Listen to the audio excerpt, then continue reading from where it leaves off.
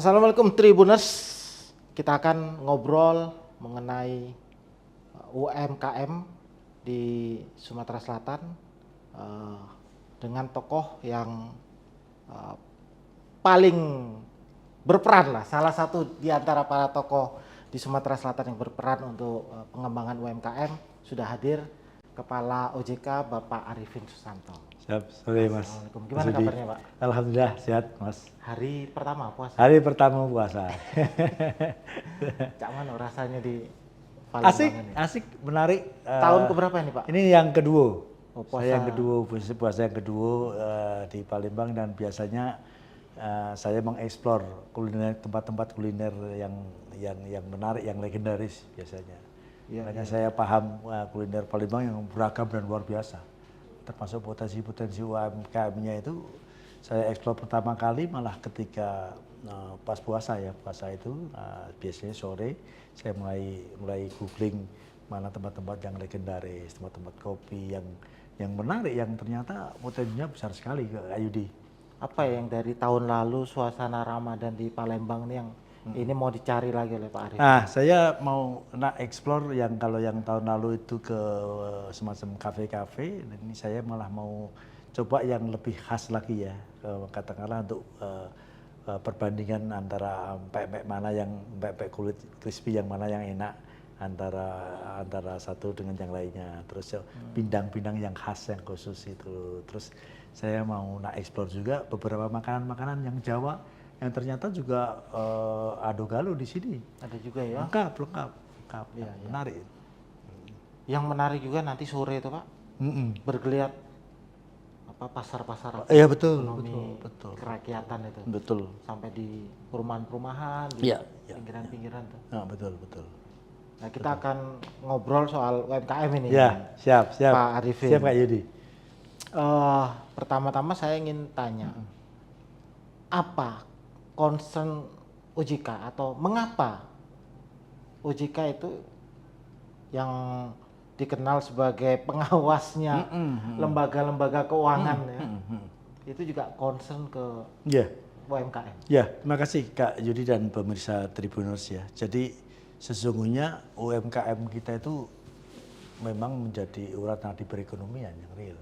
Terbukti ketika krisis itu ratusan juta UMKM nggak bergerak, ekonomi nggak bergerak, nyaris ekonomi, roda perekonomian kan tidak berjalan dengan baik.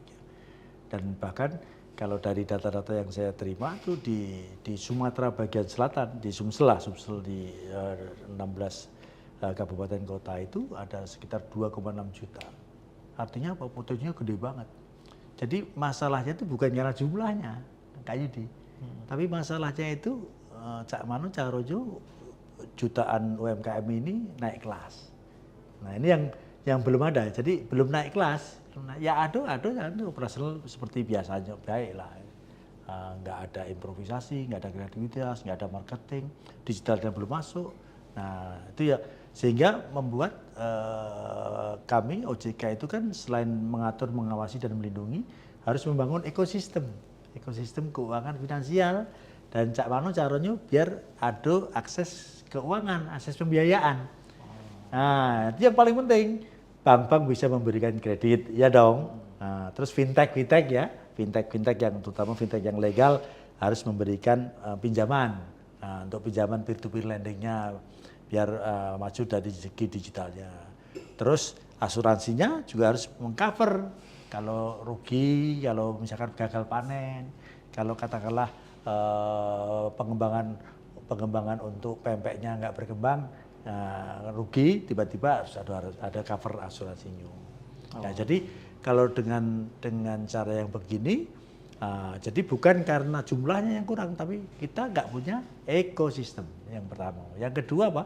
Akses pembiayaannya memang kecil sekali Pak. Ini secara nasional pun juga akses kreditnya turun Pak. Apalagi UMKM turun banget.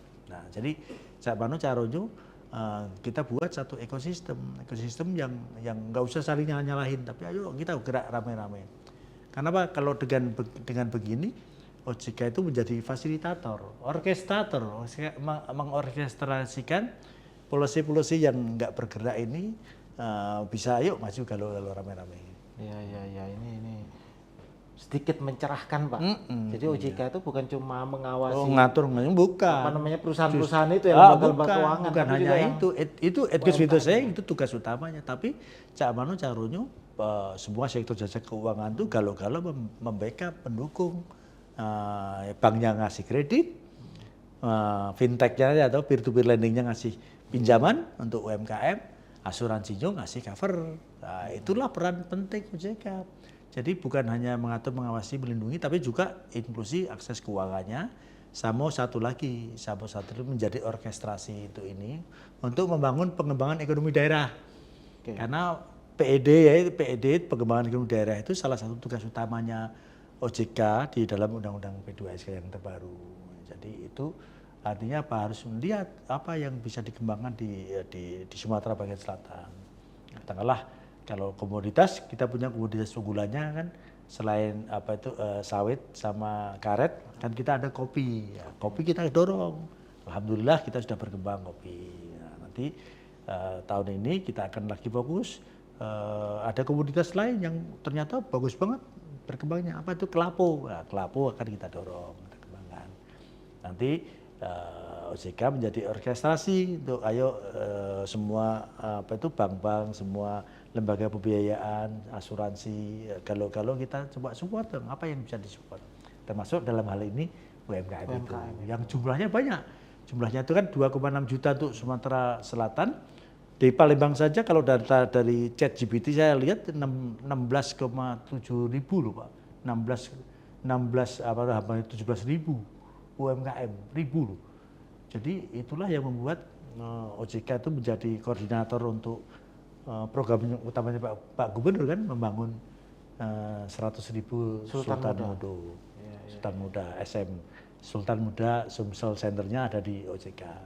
Kenapa? Saya melihat ini program bagus banget. Sayang kalau nggak diinin. Kenapa? Kan Pak Gubernur ini mau membangun 100.000 young entrepreneur. Sultan Muda kan young entrepreneur. Yang pertama. Yang kedua anak-anak muda ini kan pasti lebih cepat kelihatannya untuk UMKM, dan saya yakin banyak sekali. Kemarin baru setahun diluncurkan oleh Pak Gubernur itu, yang daftar sebagai Sultan Muda itu sudah 8.023 Pak. Untuk seleksi ya itu? Untuk yang daftar lah, mereka seleksi, ya. Saya punya ini untuk dimasukkan jadi ini, pakai Google Form itu kirim ke kami sama Dinas UMKM, sudah ada 8.023. Artinya apa? Ya kalau targetnya Pak Gubernur setahun itu 10.000, 5 tahun kepemimpinan beliau 100.000 bisa, insya Allah bisa cepat ini kalau akselerasinya cepat. Ya, jadi tadi satu di antara yang mau diincar adalah naik kelas. Naik kelas ini terjemahannya adalah volume. Ya, volume marketing, ya, digital marketing, produksi, kan, gitu. Produksi. Ya kan contohnya kayak begini. Saya ambil ini di Tuan Kentang ya. Tuan Kentang ini Blongsong-songet Tuan Kentang. Tapi kan belum ada yang mendigitalkan secara marketing bahwa di sana itu ternyata ada home industry-nya. Dan bukan hanya di depan saja, termasuk saya ke belakang hampir semua. Iya, masuk ke lorong. Masuk ke lorong-lorong itu ada sampai saya cari-cari, terus saya cobain, nanti saya cari penjahitnya lokal yang kayak gini. Ini artinya apa? Potensinya besar banget. Itu ya, jadi naik kelas itu bukan hanya volume tapi juga digital marketing. Kemudian narasi ya, narasi itu juga penting loh, narasi yang menarik ya. Katakanlah di Palembang ini ada kedai kopi yang legendaris, yang dari sudah mungkin 50 sampai 60 tahun yang lalu. Saya coba cari, saya Google ini. Oh, kamu kalau coba cari ada yang namanya Boeng, Harum Sari. Set saya ke sana di sebelahnya restoran itu. Ternyata betul. Dahsyat, saya ketemu sama Engkongnya. Engkong ini gimana? Iya, saya generasi ketiga. Jadi dulu tahun 30-an itu orang pengusaha Cina itu kalau ngumpulnya di sini. Nah, namun ternyata memang enak banget kopinya Pak. Makanannya tradisional, roti-rotinya roti-roti Cina. Belum lagi saya terus cari lagi, coba cari lagi yang lebih legendaris dari ini. Aduh juga di Kopi Apek Sekana. Jadi penjualnya Bapak Ibu Chinese udah senior semua. Bukan di arah dermaga sana di Pasar Apek. dermaga gitu. Even orang-orang Palembang pun juga nggak tahu itu. Nah ternyata ya narasi-narasi kayak gitu. Kalau diceritakan, dibuat IG menarik, dibuat digital marketing, dahsyat Pak. Nah itu yang belum dilakukan. Nah jadi maksud saya nggak ngomongin jumlah termasuk yang volume penjualannya. Tapi kalau volume penjualan itu bisa didongkrak dengan digital marketing yang bagus, narasi-narasi yang menarik. Nah terus yang ketiga adalah akses pembiayaan tadi. Kalau mau naik kelas, caranya ya kasih kredit, pembiayaan, pinjaman dari peer-to-peer lending, asuransi juga mengcover. Jadi UMKM ini belum tercover berapa banyak? Oh belum, hampir sebagian besar malah belum tercover, belum dilirik lah sebagai satu yang menarik. Padahal potensial banget itu. Nah jadi kalau dengan begini, semakin banyak kita menceritakan, semakin banyak kita buktikan Pak. Itu baru akan bank-bank itu kan kadang-kadang juga mikirnya ya play safe aja kan Pak. Tapi begitu katakanlah kemarin kita coba ekspor ya, ekspor perdana, wah begitu sudah ke Malaysia apa itu 20 ton, kemudian ke Australia 10 ton, nah itu baru dilirik dan ternyata memang benar Pak, akses pembiayaannya langsung naik, nah gitu. Jadi bukan karena UMKM itu terkendala apa istilah orang bank tuh tidak bankable gitu. Enggak, sebenarnya masih itu bankable iya, tapi nanti di tengahnya. Tapi kalau katakanlah peer to peer lending bisa ngasih pinjaman daripada pinjol yang untuk konsumtif, ini untuk produktif, ya jelas ada bagi hasil yang jelas dari produk-produknya itu. Nah itu jadi mungkin kalau saya coba summary-kannya lebih sederhana itu. Bukan karena jumlah, tapi karena satu kita tidak punya satu ekosistem. Nah, saya ngomongnya daripada nanti takut nyalahin kita bangunlah ekosistem yang saling berkelanjutan. Yang kedua memang harus perlu ada orkestrasi. Orkestrasi ini kalau UMKM tentunya ada di dinasnya Pak Amiruddin sama Bu Ambar yang untuk dinas koperasi dan UMKM. Nah nanti OJK bisa mendukung dari segi mendorong pembiayaan, akses dari asuransi, akses dari lembaga-lembaga pembiayaan untuk mendorong ini. Nah, sama beberapa dinas yang terkait Pak, ekonomi kreatif untuk membuat digital marketing yang bagus, membuat produk-produk yang mengena, membuat narasi-narasi yang menarik. Nah itu Pak. Kira-kira. Jadi yang paling utama itu di pasarnya atau di produksinya? Pasarnya sebenarnya nggak isu ya, cuma memang ya mengemas menjadi pasar yang menarik tadi, menjadi pasar yang bisa meluas, itu yang belum Pak. Jadi sudah ada banyak, tapi banyaknya itu seolah-olah kayak gerak sendiri-sendiri Pak. Nggak ada yang membuat satu rangkai mata rantai yang terkoneksi dengan baik gitu Pak. Makanya kalau misalkan kita dari mana kita memulai, saya pikir kita harus membuat satu orkestrasi. Satu, yang kedua membuat ekosistem tadi, dari ekosistem. Dan yang ketiga harus ada yang siap. Jadi ini katakanlah kalau ini harus ada dinas terkait sama nanti OJK terus mendorong. Nah habis itu kita bikin kayak acara-acara itu. Kenapa saya perlu selebrasi itu ternyata itu menguatkan semangat kita. Nyatanya 15 tahun kita belum pernah sekalipun ekspor secara terpadu ya, secara terpadu dalam artian semuanya galo-galo dari Palembang kan. Kemarin kan kita berhasil ekspor kopi itu kan pelabuhannya dari Bumbaru, enggak dari pelabuhan Panjang yang di Lampung. Kemudian yang kedua bea cukai Palembang. Balai karantinanya pakai Palembang. BPS-nya pencatatannya Palembang. OJK-nya Palembang. Semua bank-bank yang biayai semua kalau dari Palembang. Ya, yang betul-betul semua terintegrasi nah, di Sumsel itu ya Pak. Nah, ternyata Sumsel yang terintegrasi dalam bentuk ekspor itu bisa membangun satu kepercayaan yang luar biasa. Jadi tadi yang dimaksud ekosistem Pak. Apa kira-kira poin-poin apa supaya ekosistem ini bisa jadi ekosistem yang untuk UMKM ya? Ya, UMKM. Yang sehat, yang bisa terus bertumbuh. Ya, yang pertama mungkin dari segi kayak inilah manajemen sederhananya, ini UMKM itu didata dulu. Kalau nggak didata nggak ngerti lah kita potensi-potensi ya, katakanlah apa itu di Tuan Kentang ada yang ini, kemudian yang untuk pempek kan ada di apa itu pempek yang mulai dari yang murah sampai dengan yang mahal Tumpah, ada. tumpah. Ya, Kapitan apa? Di mana? Di 16 Hilir ada. 16 Hilir ada di Kampung Kapitan juga ada yang pempek yang itu. Kemudian nah itu pempek dan ternyata kemarin waktu kami kurasi itu Pak, di tahun yang lalu kalau salah, ada pempek yang sempat diekspor loh Pak. Diekspor ke Hong Kong dalam bentuk beku itu ya, dalam bentuk frozen. Dan ternyata bisa itu loh. Jadi rupanya kita banyak yang belum tahu kalau kita ini. Jadi belum lagi di data termasuk data. semua ditabulasi. Tabulasi, terus habis itu ditanya, Ibu perlu apa lagi? Oh, saya perlu marketing Pak, ini biar nambah volumenya, kerupuknya biar nih pepeknya biar jalan terus. Ya, terus saya perlu baru ngomongin kredit, Ibu punya ini enggak mau mengembangkan usaha enggak? Iya mau lah, tapi saya nggak punya rekening. Ya oke, buka dulu rekening.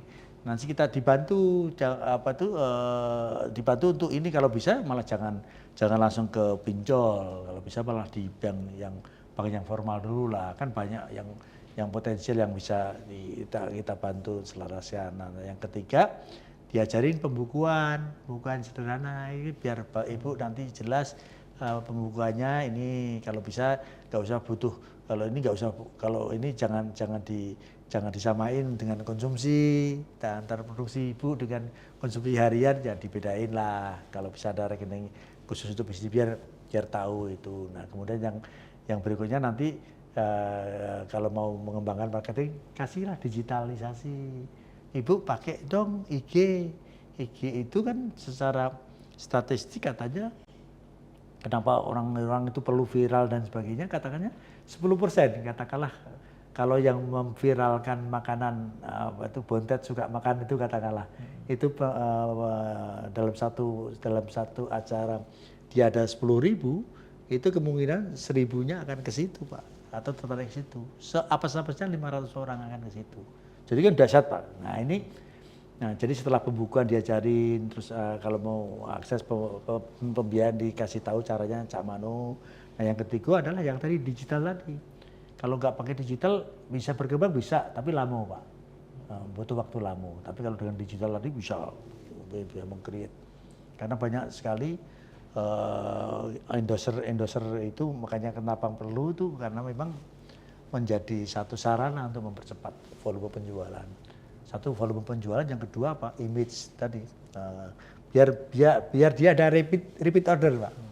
Jadi katakanlah berkelanjutan ya. Berkelanjutan. Kalau misalkan katakanlah kalau saya misalkan makan pepek yang ini, pepek crispy kulit yang paling enak di sini. Kalau aku mau makan katakanlah apa tuh es kacang merah yang paling enak di sini. Ya, nggak apa-apa, beragam itu. Kalau kopi yang tanpa gula yang paling enak di sini. Ya, jadi nggak apa-apa itu, nggak usah saling bersaing, malah justru saling melengkapi baik masing-masing UMKM ini. Tapi kalau nggak pakai digital marketing kan lama. Itu. Nah baru yang berikutnya ekosistem yang saya bilang tadi, kalau sudah terbentuk datanya ada, ini ada, nanti ada yang off takernya, katakanlah kopi itu kok petani kan harus ada off taker ya. Off taker itu yang kayak kalau bahasa sini kan tokenya yang jangan pengepul yang besar. Nanti habis itu nanti ekosistem buat siapa yang pegang transportasinya. Nah, termasuk packagingnya, kalau misalkan pempek tadi, pempek yang beku tadi, nah itu yang freezernya siapa yang bisa nyiapin, yang ngirimin ekspedisinya siapa yang sampai ke Hong Kong tadi, terus siapa yang bayarin letter of creditnya seperti apa, bank siapa yang mau backup, termasuk asuransinya. Nah itu kalau ya, ekosistem terbentuk. Ekosistem. Jadi UMKM sebagai pebisnis bisa fokus di misalnya produksi, betul. Nanti ekspor sudah ada ini sendiri, transportasi logistik sudah ada logistik, ini digital marketing. Ya nggak tahu, mohon maaf ya mak-mak yang sudah lama, apalagi perusahaan keluarga, nggak tahu lah Pak, yang penting saya produksi baik. Nah apalagi kalau anak-anaknya udah nggak ini malah konsumtif, nggak ikut membantu bisnis orang tuanya, ya disconnect Pak. Nah, kenapa banyak bisnis Chinese itu selalu sustain itu? Makanya dia punya kelaziman turun temurun, tapi begitu generasi ketiga dia disconnect, ngambil dulu orang luar untuk melihat bisnisnya biar bagus, biar aman, biar sustain. Nanti generasi kelimanya mengembangkan lagi. Jadi ternyata ya semuanya kalau saya bahasa sederhananya ya harus ekosistem kalau mau sustain Pak. Kalau sekedar hanya hidup ya bisa ya kayak gini baik. Tapi kalau mau naik kelas tadi yang saya bilang harus satu-satunya cara harus satu akses pembiayaannya berkembang. Yang kedua volumenya harus naik dengan ini. Yang ketiga harus digital. Kata Pak digital nonsen lah Pak, susah sekarang ini. Kalau dengan digital ini saya bisa membuktikan secara statistik Pak. Secara statistik itu cepat sekali bisnis atau UMKM itu berkembang. Karena apa namanya market yang terpapar, potensi market yang terpapar besar. Betul besar. Ya, jadi itu yang isu yang menurut saya yang ya untuk simplifikasi ya. Caranya seperti apa ya nanti masing-masing berperan, nggak apa nanti OJK itu berkepentingan untuk akses pembiayaan, permodalan tadi, kemudian meyakinkan ekosistem yang terbentuk, biar sustain Pak. Kalau nggak sustain kan sayang juga kan, nggak berlangsung baik. Dan kita contoh-contoh yang sudah berhasil, nggak apa-apa. Katakanlah kopi itu alhamdulillah sustain Pak. Kenapa? Karena sampai 15 kali malah yang kemarin, terakhir yang ke Malaysia yang ke-15. Kenapa? Karena saya buat ekosistem. Satu ekosistem. Yang kedua, kami ada evaluasi Pak. Jadi katakanlah, yuk ngumpul di OJK, minum ngopi. Sambil coba, sudah keberapa ini masalah apa? Oh ada masalah kemarin Pak. Saya LCC saya tahan. Kenapa? Nah, baru ketahuan. Jadi itu yang membuat mungkin ya potensi yang besar tadi. Cak Mano caranya lebih gede lagi dan bukan hanya sekedar data-data itu loh. Kalau data statistik itu oke. Ya tapi kalau nggak berkembang, ini ya sudah kayak begini terus gitu loh. Harus ada dobrakan lah ya, dalam bentuk tadi ekosistem. Kelihatannya simpel Pak. Misalnya pendataan, lalu tadi peningkatan kapasitas ya kan, produksi, marketing ya. Finance pengelolaan keuangan. Lalu nanti peran dari pemerintah ya termasuk OJK itu pembiayaan dan sebagainya. Iya. Tapi kalau dijalani kayaknya susah juga. Iya betul. Jadi betul. apa yang setiap tahun yang perlu ada itu Pak? Nah jadi maksud saya nah itulah pentingnya kalau mau sustain dan mau jelas itu ya memang kehadiran dinas atau pemerintah dalam hal ini harus ada. Dinas yang paling bertanggung jawab tentunya kan dinas UMKM sama koperasi kan ada dan mereka bergerak tapi gak mungkin dia sendirian Pak. Nah gitu maksud saya nggak apa-apa kalau sekarang alhamdulillah dinas koperasi dan UMKM itu Pak Amiruddin sama Bu Ambar itu intens banget dengan kami. Tapi kan dia nggak mungkin sendirian.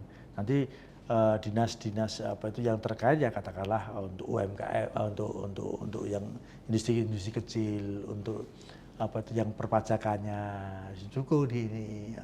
Sebenarnya kadang-kadang kita saling carut-marut itu kan kadang-kadang kita buat sendiri Pak, ruwet gitu loh. Tapi kalau dibikin simpel ya bisa ya dengan banyak begini.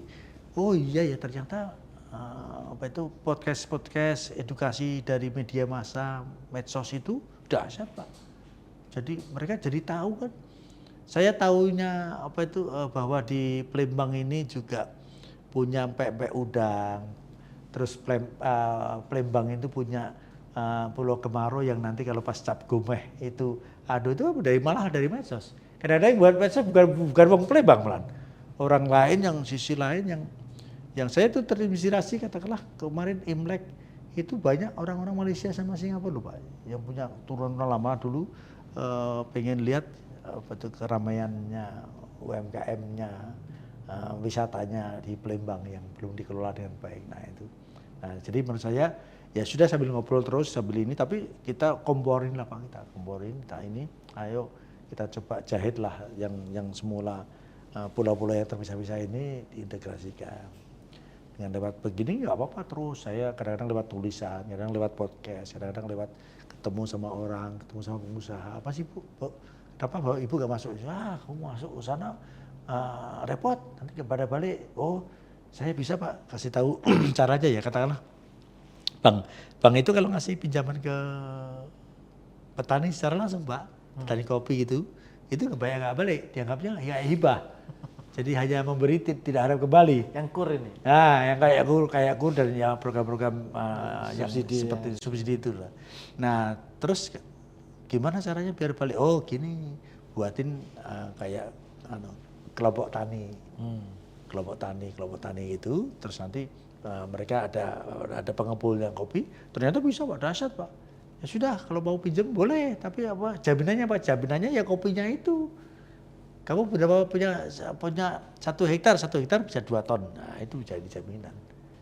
Itu terbentuk ekosistem di situ ya. Itu udah otomatis dari sendirinya. Oke, kalau itu nanti tokenya ini kita jalan, tokenya nanti disupport sama BRI. Yang itu yang kita lakukan di kopi gitu, Pak. Jadi katakanlah toke besar itu di backup sama BRI. Nah, BRI-nya untuk D2D ini, nanti mandirinya yang untuk jasa transportasi truk-truknya yang dibawa kemana-mana seluruh Indonesia itu. Nanti terus yang ya jadi gitu sistemnya.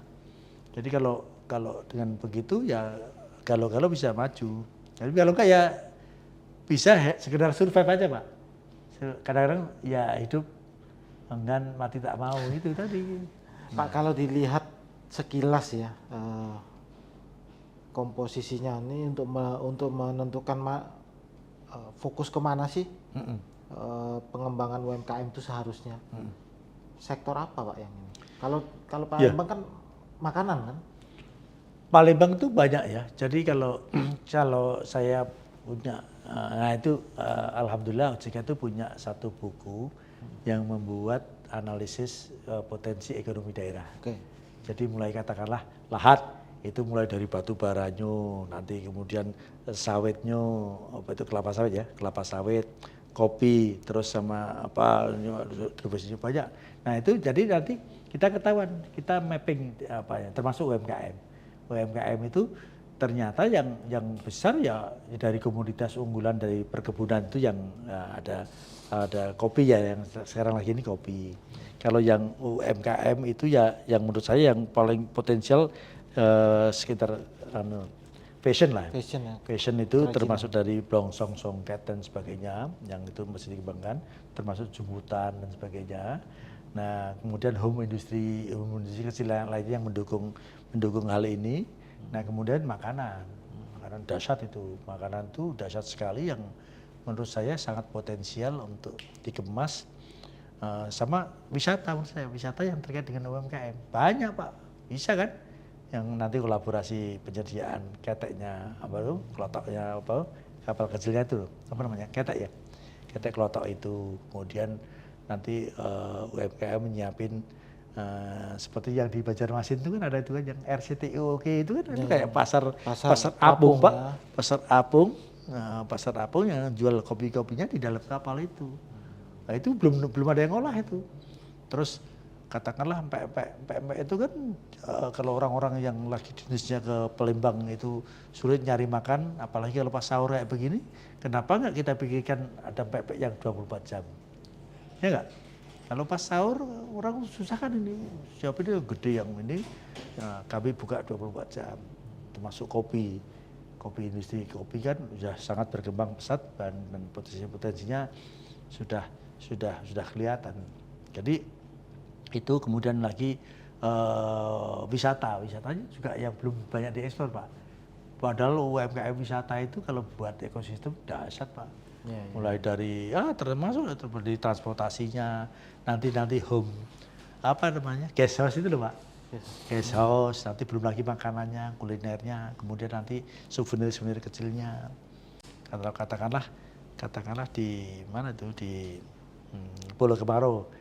Itu kan kalau nanti cap gombah ya 2 minggu setelah Imlek ini biasanya kan ada cap gombah itu kan kalau ada souvenir Pulau Kemarau nanti diceritain ada foto booth di pagodanya itu pak. Pagodanya saya juga baru tahu pagodanya di Pulau Kemarau itu melambangkan 8 apa istilahnya 8 yang ada di Sungai Musi itu loh pak. 8 jalur-jalur sungai atau jembatan yang ada ceritanya ternyata ya itu. Terus nanti di depannya ada kelenteng atau viharanya makamnya Siti Fatimah sama Tan Bun An. Nah, itu udah satu. Bisa jadi cerita kan, bisa jadi mainan, bisa jadi CD kecil, bisa jadi souvenir-souvenir menarik. Karena saya yakin ketika Cap Kubah itu pengunjungnya banyak. Nah, itu yang masuk UMKM juga. Sama digital itu tadi menjual narasi kan Pak. Sekarang harus banyak narasi Pak. Kalau orang minum kopi aja nothing. Tapi kalau narasi Pak ini kopinya Arabica. Ini Bapak di ketinggian 1300 permukaan air laut. Ini pakai suhunya 90 derajat. Ini disaringnya pakai ini ada aftertaste-nya loh Pak. Nah, itu narasi Pak. Itu dilakukan dan bahkan Jepang pun Pak. Saya juga baru tahu Jepang itu punya membuat sensory mark. Jadi cangkir Pak. Cangkir itu ada 2 warna. Itu narasi juga Pak. Kalau kamu minum pakai yang tipis sebelah sini warna putih, itu karakter kopinya asli muncul. Tapi kalau kamu yang tebal, yang cangkir yang sebelah sini warnanya yang agak pink itu tebal, itu aftertaste-nya, fruity-nya. Itu narasi Pak. Kita digoblok-goblokin juga kadang-kadang mungkin ya kita nggak tahu. Tapi meskipun kalau saya karena jadi barista jadi memang benar ada bedanya antara aftertaste karakter asli sama itu. Nah itu kan narasi. Nah jadi maksud saya apakah potensi besar tadi bisa kita lebih gede lagi? Sangat bisa. Tapi harus bangun ekosistem. Dan masing-masing melakukan apa ya yang bisa kita lakukan. Nanti Bank Indonesia kan punya UMKM juga yang untuk bisa ngembangin. Nanti sisi OJK bisa berperan untuk mendorong industri memberikan akses pembiayaan. Bank-banknya ngasih pinjaman yang tentunya dengan yang govern ya. Peer-to-peer lendingnya atau pinjolnya kasih pinjaman daripada pinjol untuk beli konsumtif, untuk produktif itu.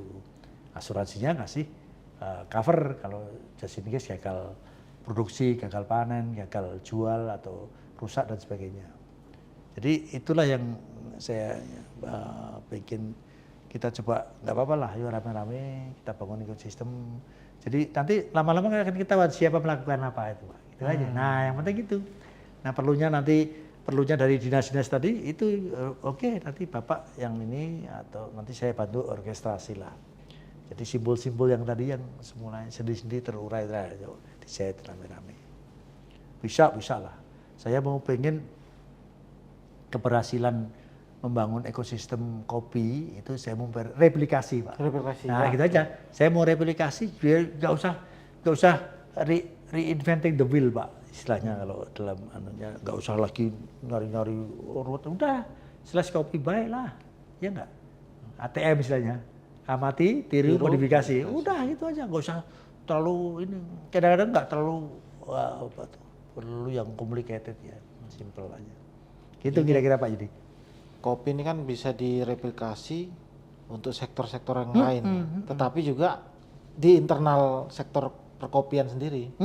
Jadi bisa lebih besar gitu ya. Bisa banget Pak. Bisa banget. Itu misalkan ekosistem kopi itu Pak, saya akhirnya malah menemukan banyak komunitas-komunitas, ada anak-anak yang di Muara Enim itu.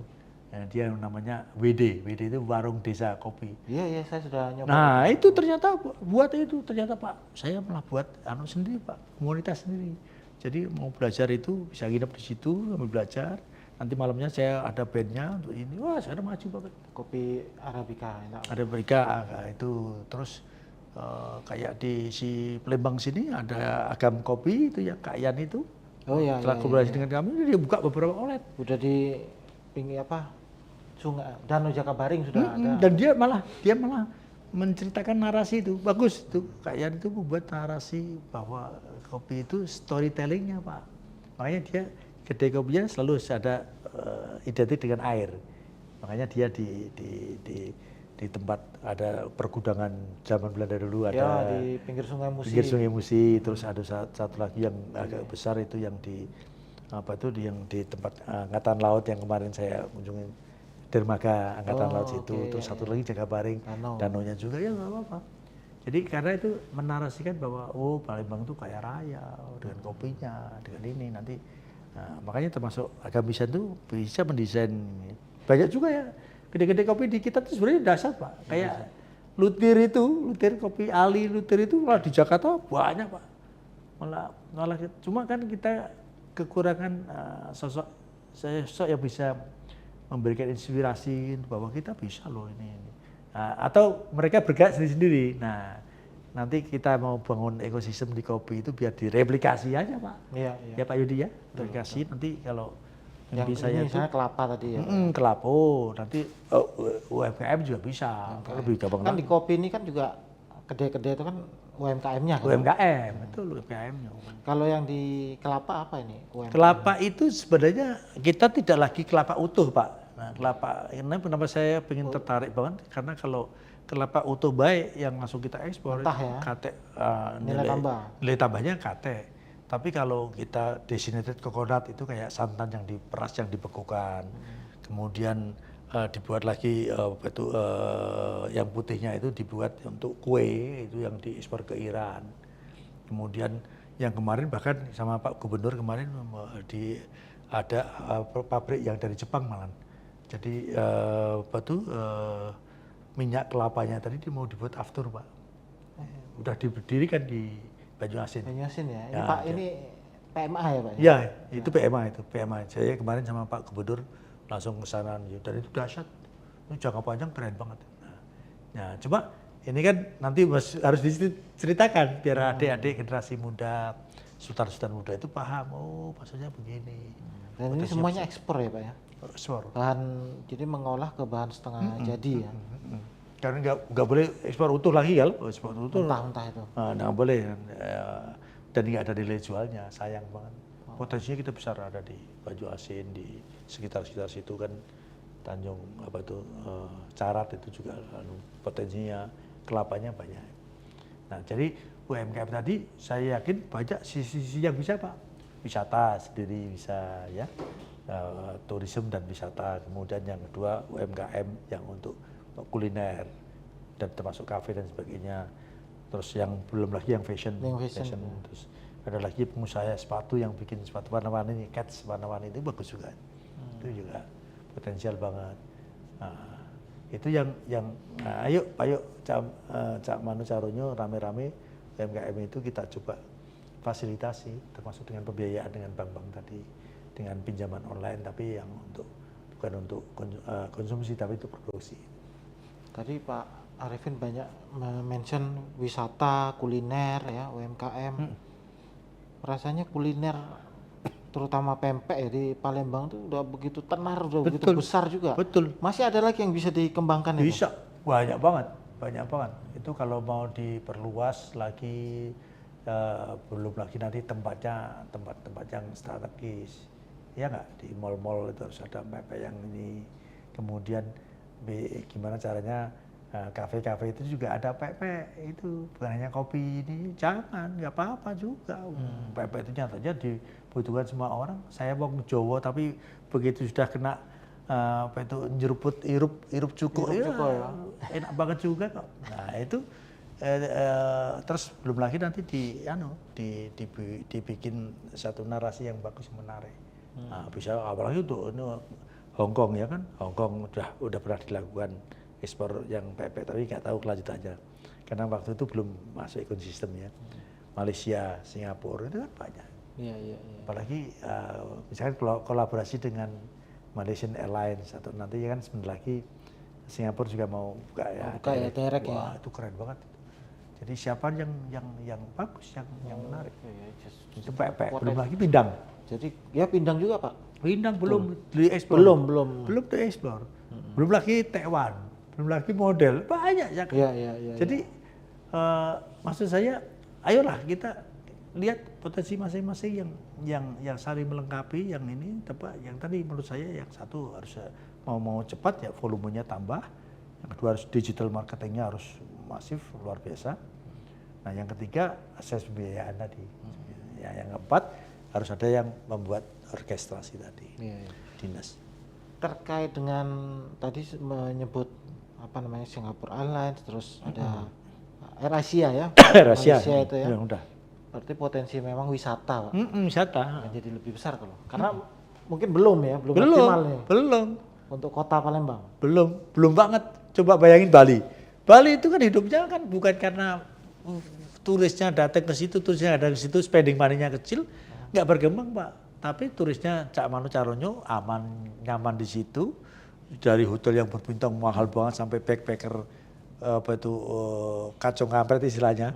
Itu makanannya dari hotel berbintang sampai dengan makanan khas Balinya selalu ada. Nah, itu menjadi ekosistem yang bagus sebenarnya. Jadi itu yang bisa dikembangkan lagi. Ya. Wisatanya belum Pak, belum banget itu. Karena kalau wisatanya ini hidup, UMKM-nya makin pasti Pak. Karena turis itu kan ke sini nggak mungkin dia hanya ziarah ke Kemarau, Nate, nggak mungkin lah. Orang pasti belanja. Makanya orang-orang kenapa Arab Saudi pertumbuhan ekonomi dan ininya aman banget ya karena orang-orang berhaji sama umrah itu kan ya mungkin cuma hanya haji sama umrah atau ziarah aja kan, enggak kan? Spending money-nya banyak Pak. Orang-orang kaya, kalau orang-orang mau umroh kan minimal 30 juta beli parfumnya parfum yang Arab yang mahal itu bisa juga. Iya. Emasnya belum lagi ini ya. Jadi maksud saya potensi yang ada ini ya harus secara kreatif ini kasih ide-ide. Makanya nggak apa-apa kita semuanya kasih ide-ide kepada pemerintah. Katakanlah ini potensian wisata dari Malaysia, apalagi dari Singapura. Itu kan purchasing power-nya kan jauh lebih tinggi daripada kita. Iya, iya. Nah, itu manfaatkan. Yang enak, yang ini, yang nyaman, buat nyaman dan aman. Nyaman, aman, enak. Udah itu kuncinya lo wisata. Jadi peluang di Palembang kuncinya kreativitas, Pak. Betul. Jadi menurut saya yang paling pas Palembang itu karena sudah nyaris kayak metropolitan ya. Paling pas itu ya membangun ekonomi kreatif, Pak. Ekonomi kreatif. Ekonomi kreatif. Ya kalau enggak ya bisa hidup bisa. Ya, tapi untuk berkembang takes time. Kalau mau breakthrough ya jadikan Palembang ini menjadi ekonomi kreatif. Ekonomi kreatif satu, yang ekonomi kreatif yang kedua bangun ekosistem tadi. Ekosistem. Tadi kan ada Pak Arif ini ide menarik juga tuh, pempek 24 jam, kopi Oh 24 iya, jam ya. iya kalau saya jadi pengusaha, Cak Manu caranya buka pempek yang enak 24 jam. Belum ada kan? Belum ada Pak. Itu juga butuh dukungan juga, Pak. Iya, itu. Dukungan. Nanti kalau ada pengusaha yang ini nggak bagus, nggak apa-apa. Kita ikut sedang loh, malah justru kan lo dibutuhkan kan. Ini ketika pas puasa gini. Iya. Kan ada suka juga kalau lidah saya udah kena cukup gitu, wah enak juga ya sahur yang pakai tekwan sama pempek sama mie celor itu.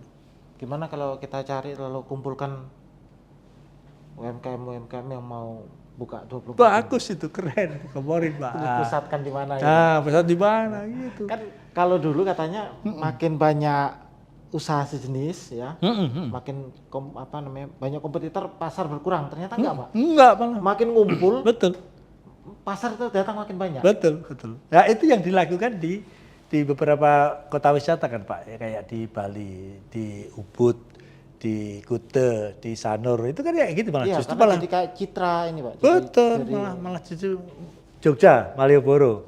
Jadi sekitarnya kuliner. Solo itu selama dia di sekitarnya udah hampir sekarang udah banyak yang 24 jam. Ada di Sidoarjo itu sepatu. Ada. Angkringannya hampir 24 jam Pak. Kalaupun enggak 24 jam ya sampai dengan Di 18 Jakarta jam. juga ada pempek, Pak. Di Ada. jalan apa gitu ya, di Ada. pempek itu. Itu pempek Iya, penuh, banyak orang jual Ya, pempek. betul, Pada justru makan makin rame gitu ya. Nah, jadi gitu nanti gitu Pak. Ya menurut saya ya betul tadi Kak Yudi bilang mungkin ekonomi kreatif intinya. Yang kedua tadi ekosistem. Sistem ya biar yang terpisah wisata ini menjadi paham kurang apa sama digitalisasi tadi. Kalau mau cepat berkembang image-nya ini ya mau nggak mau, suka nggak suka ya kita dunianya udah kayak begitu. Berarti tadi Pak catatannya Pak, selain ekosistem untuk UMKM, ekosistem untuk wisata juga, Pak. Betul. Wisata betul. Betul itu yang makanya nanti kalau bisa kita dorong lah sama-sama. Ini potensial tuh coba Air Asia, terus nanti yang apa tuh Singapura yang Scott ya. Scott ya. Scott itu nanti di habis Lebaran nggak salah. Kalau sudah mulai, wah itu dahsyat. Scott Pak. ya. Itu dahsyat itu kalau Itu di Bali banyak Scott itu.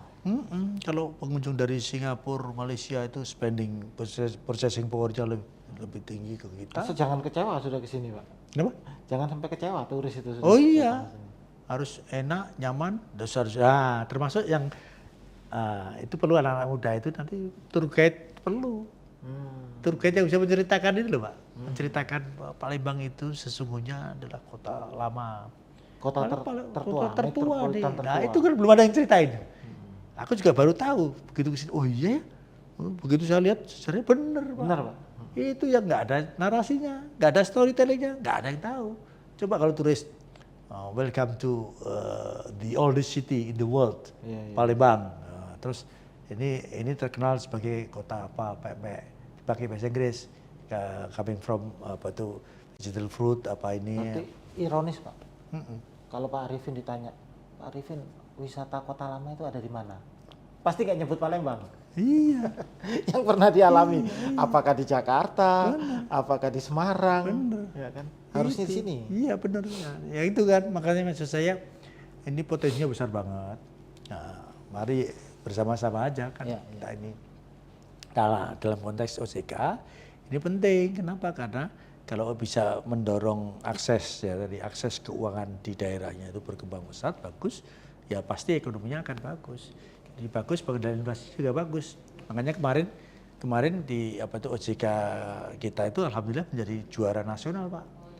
Tim untuk percepatan akses keuangan daerah. Percepatan akses Keuangan daerah. Itu ada 500-an tim TPAKD tapi alhamdulillah kita juara nasional untuk wilayah Sumatera. Jadi penambahan Akses ya. akses pembiayaan untuk yang tadi UMKM atau kecil atau dan sebagainya. Oke. Karena kita berhasil untuk ngembangin yang sawit kan udah berhasil, terus kopi ya udah berhasil. Nah, nanti kita replikasi untuk kelapa dan nanti UMKM kalau bisa. Pak Arifin, terakhir ini ya, kalau boleh sekaligus menutup nih, apa yang menjadi harapan OJK ya, kepada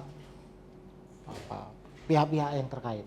Ya. Misalnya pertama pemerintah dulu ya, atau lembaga-lembaga, dan terakhir warga masyarakat, calon-calon atau UMKM atau sultan atau pengusaha. Nah, tiga itu Pak. Ya, jadi terima kasih ya. Jadi mungkin untuk menutup mensamarikan apa yang saya sampaikan itu potensi besar saja tidak cukup ya. Jumlah besar UMKM yang ada di Palembang yang hampir 2,6 juta itu tidak cukup. Tapi diperlukan gimana caranya biar bisa sustain dan bisa bertahan dan naik kelas.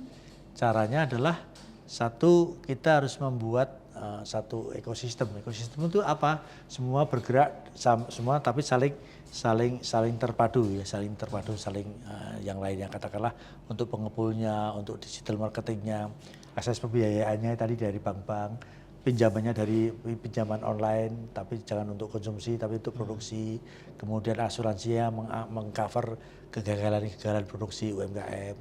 Nah, dan yang paling penting apa? Digitalisasi untuk marketingnya Pak, untuk membuat narasi, story dan sebagainya.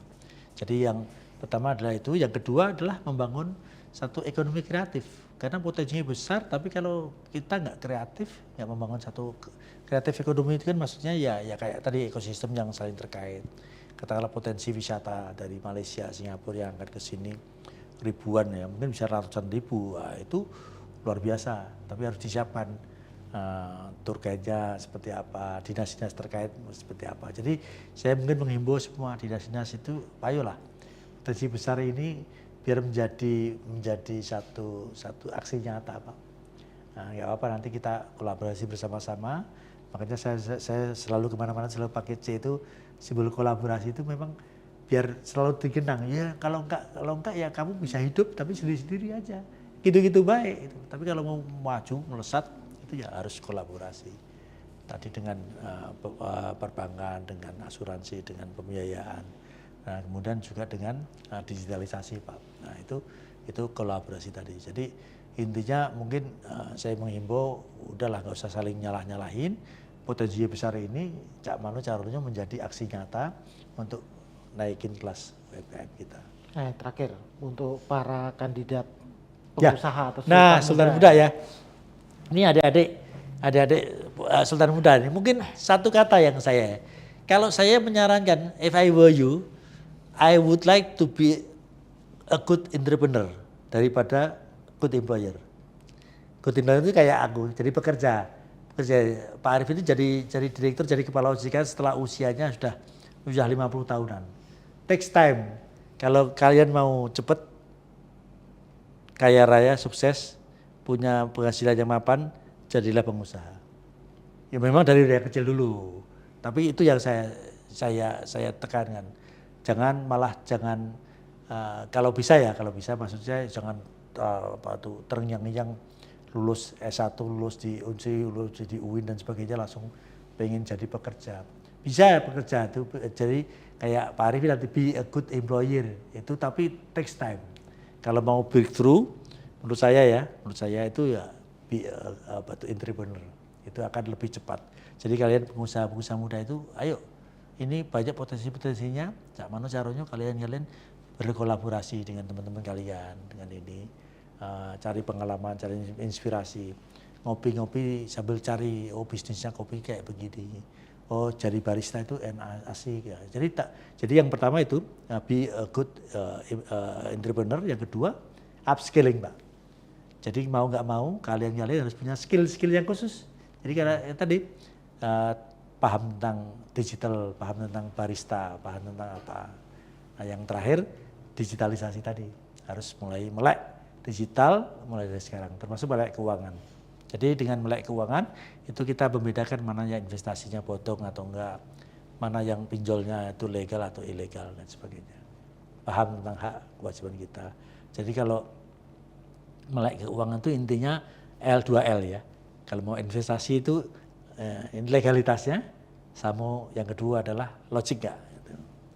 Nah itu yang untuk investasi. Kalau melek literasi keuangan itu kita biasanya menggunakan ini namanya kita utilisasi handphonenya. Tapi apakah kita menggunakan secara bijak? Nah itu literasinya, literate. Inklusinya kita tinggi. Mungkin inklusi hanya menggunakan punya tabungan, punya ATM, ngambil pakai mobile banking, itu inklusi keuangan. Tapi kalau kita nggak paham literasinya, nggak paham hak dan kewajiban kita, ya kita sering kena tipu, kita sering kena scam dan sebagainya. Jadi caranya adalah anak-anak muda mulai dari sekarang kalau bisa jadilah pengusaha yang sukses. Nah, makanya Sultan Mudo itu pengusaha yang sukses, Yang kedua adalah membangun kemampuan skill yang selalu berkembang. Yang ketiga digitalisasi dan literasi keuangan. Ya. Baik Pak Arifin, terima kasih, kita cukup banyak yang sudah kita obrolkan. Mudah-mudahan nanti kita bisa sambung lagi. Siap. Dan melihat atau membincangkan ide-ide untuk kolaborasi dan aksi nyata untuk UMKM. Siap. Ya Tribuners, demikian perbincangan kami dengan Kepala Otoritas Jasa Keuangan Sumatera Selatan, Bapak Arifin Susanto. Banyak yang kita bahas tentang UMKM, tetapi kuncinya adalah bagaimana terwujud kolaborasi dan aksi nyata untuk mengembangkan UMKM di Sumatera Selatan. Saya Yudi Tirsano, pemimpin redaksi Tribun Sumsel dan Sriwijaya Pos, undur diri. Wassalam.